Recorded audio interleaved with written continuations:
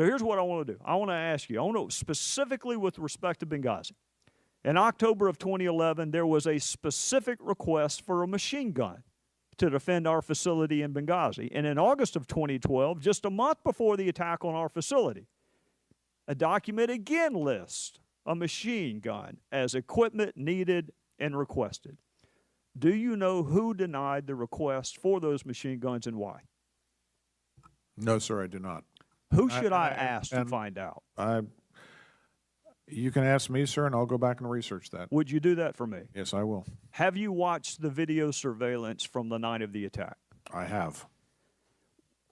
Without going into great detail, would you agree with me, or do you at least see why somebody on the ground might have asked for that piece of equipment, given what you and I have seen in the surveillance video?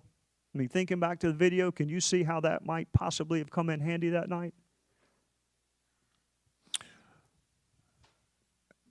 In my review of what happened and looking at that, I think the agents made the right decisions at that point not to engage. I think that they were equipped with fully automatic weapons, not quite the rate of firepower of a machine gun.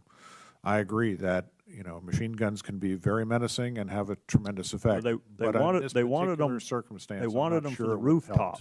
They wanted them for the rooftop. Yeah. I want you to go back, if you would, and watch the video and see whether or not you conclude the same way that I concluded or not. And I appreciate if you could go back and with specificity, I want to know who reviewed that request, who denied that request, and is there an appeals process within the State Department in light of these two previous ARB recommendations that the Secretary of State should take a personal and active review, that the Secretary of State should personally review the security situation? Is there an appeals process where someone hypothetically could say, you know what, you're giving me a no, but I'm going to take this up the food chain? Does that exist? Yes. All the way up to the highest levels of the State Department? I will tell you that the one thing that the department has that very few other agency has is something called the dissent channel. And it is a channel that we highly prize, and that if you disagree with the policy or you disagree with the decision, that officers in the Department of State at all ranks and all locations have the ability to send something directly in at the highest levels through a dissent channel cable and say, I disagree with something, and it goes to the highest level. But it doesn't take much to imagine him traveling from Tripoli to Benghazi with an increased security presence, does it? If there are more security folks in Tripoli and he is traveling to Benghazi, it is not that much of a stretch to surmise that some of them may have actually traveled with him. When he traveled to Benghazi in that trip, sir, he took additional RSOs with him. There were additional RSOs that could have gone as well, but they made for a grand total of how many? 5 at post. All right, and how many were there before the footprint was reduced? 3. No. How many were there before their deployment ended? I don't think there was ever more than 5 at that post, sir. In Tripoli? I'd have to go in Tripoli. I'm sorry, in Benghazi. I'm sorry. Right. I'm talking about it, that the ambassador would have had access to, because you and I agree the number that he had access to was reduced despite the fact that he asked for more. The military team, the SST team, had deported. Additional DS agents were put into post. All right. Well, what I want you to find out for me is this, because this is a presidentially appointed ambassador who made a pretty plaintive pleading. In fact, I'll quote it to you. Our efforts to normalize security operations have been hindered by a lack of host nation security support, an increase in violence on foreign targets, and neither compound meets OSPP standards. Do you know who said that? From your context, I would think it would be the ambassador. It was the ambassador himself in what I would describe as a pretty plaintive pleading for some help, and this is the response he got. No, I do not want them to ask for the team to stay. Do you know who said that to the ambassador, the presidentially appointed, Senate-confirmed ambassador?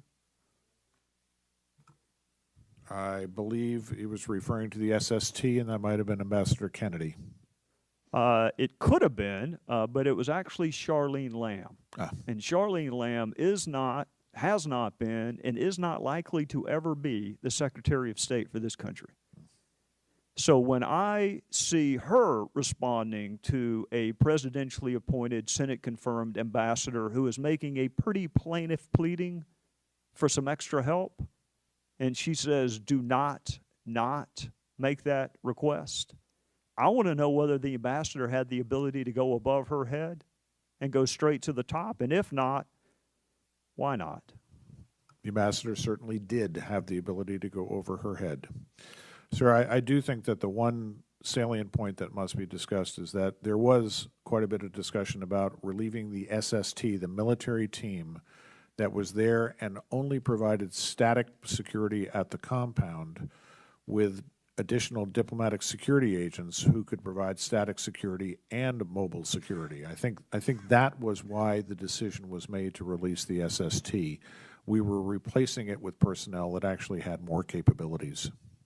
Well, Secretary Starr, my time is up, but sometimes when everyone is to blame, no one is to blame.